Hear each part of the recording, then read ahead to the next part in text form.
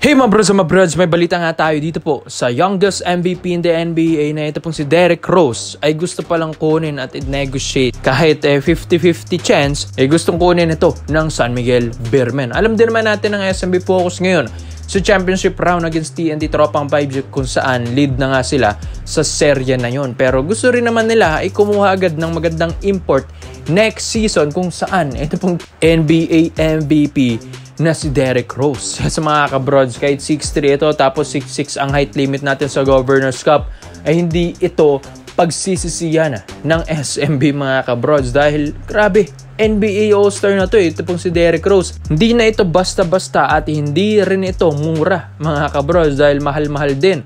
Ito pong si Derrick Rose kahit papano. Mas nakilala ito sa Chicago Bulls kung saan doon siya naging MVP. Tapos huli na niyang pinaglaruan yung Memphis Grizzlies last year with Ja Morant mga kabrods. Pero kahit nagretiro ito, edad na ito 36 years old lang mga kabrods.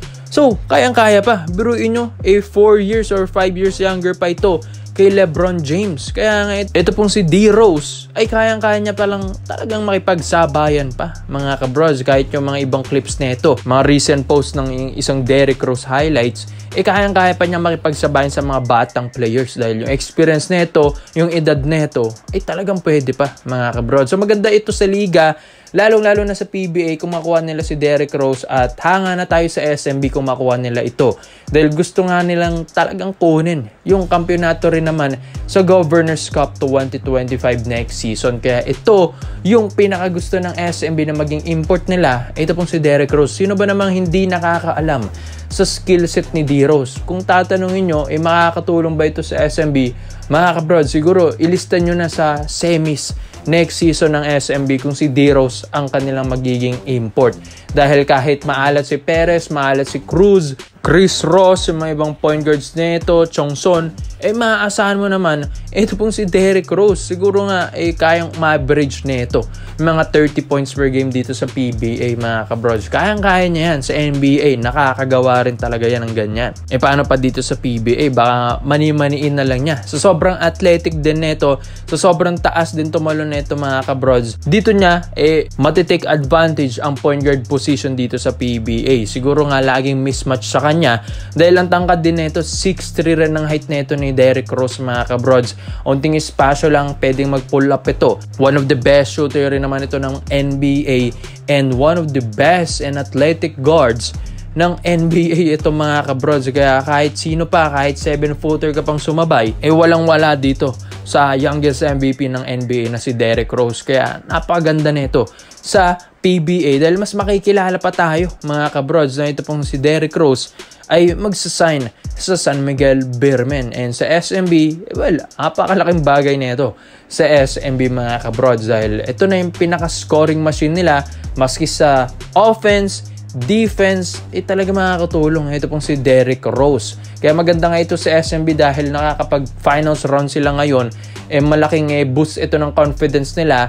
Ang ganda na ng lineup, nakapaka-deep na ng bench niyan. Tapos, idadagdag mo pa ang isang NBA MVP na si Derrick Rose. So, di ba mga kabrods, mas lalo na. Hindi naman na rin kailangan ng SMB ng mga forward dahil andyan naman na rin sina Brondial, Tautua, Fajardo sa ilalim. Kailangan mo na lang din ng mga scoring machine na import na katulad nito ni Derrick Rose mga kabrods. Kaya magandang project ito sa SMB kung masilat nila sa negotiation at ma-finalize nila ito pong si Derrick Rose sa Pinas. Kaya komento mo lang ang opinion mo dito mga brods at isa natin yan.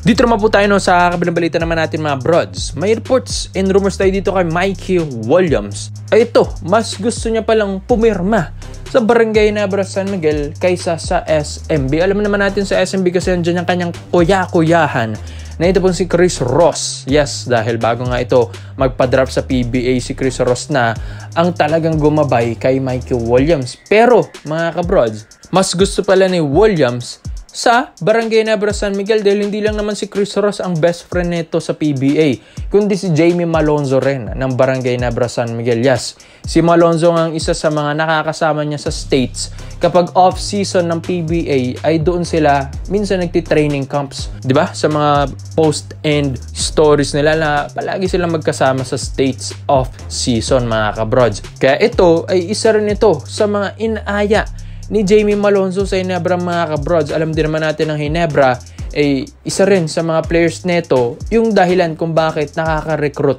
ng maayos na player ang Ginebra mga kabrods. Katulad na lang ni Troy Rosario. Sino bang pumilit dyan?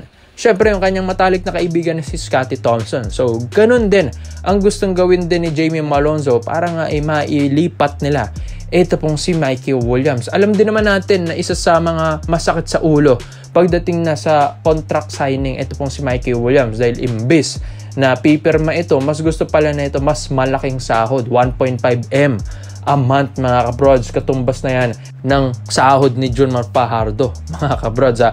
Pero ito pong Barangay Nebra San Miguel, hindi naman nila ibibigay yung 1.5M na yan. Alam naman natin na masyadong mataas yan. Kahit alam natin nakapagdalawang champion na si Williams and finals MVP sa TNT, ay gusto pa rin naman ng Ginebra, i-disiplina pa rin ito pong si Mikey Williams. Kung ayaw niyang pumirma ng Converge Fiber Xers, ay why not na lang ipumiran man ng Ginebra at tataasan ng konti ng Ginebra yung offer ng Converge. Bali-balita rin kasi sa mga reports and rumors natin yung Converge ay yung offer sa kanya doon ay halos 1M na rin mga kabrods, mga 700 to 800k a month na rin.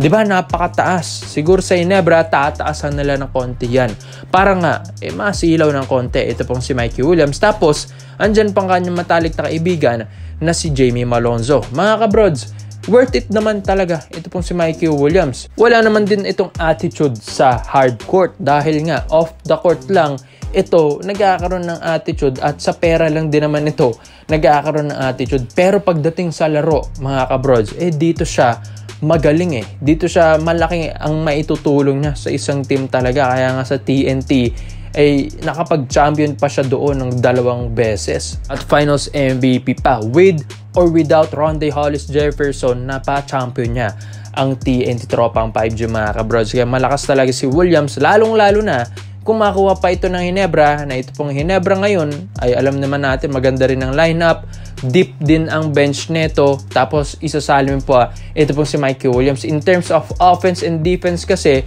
both ends of the floor makakatulong ito pong si Mikey. Sa depensa lang siguro medyo may lopside ito pong si Williams, pero sa opensa asahan mo na ito scoring machine, non-stop, unstoppable din sa outside mga kabrods, lalo na't pag uminit. Tapos one of the best scorer rin ito ng PBA mga kabrods kung alam nyo lang. Ito pong si Mikey Williams. Yes, ang dami nating mga reports and rumors, mga bashers ni Mikey Williams, lalong-lalo na Ginebra fans na wag na yan, may attitude, mukhang pera, sakit sa ulo. Pero pag nabigyan mo naman ng kampyonato ng Ginebra, siguro mas mapapamahal na yung fans sa iyo. Kaya ikaw mga kabrods, sa tingin nyo ba ito pong si Mikey Williams worth it bang kunin ito ng Barangay Nebra San Miguel na mare-recruit ni Jamie Malonzo? Kaya komento mo naman po nyo dito mga brods at isa-isa natin yan. Salamat po sa panonood mga brods. This is Kings Basketball. Yun lang, I'm out.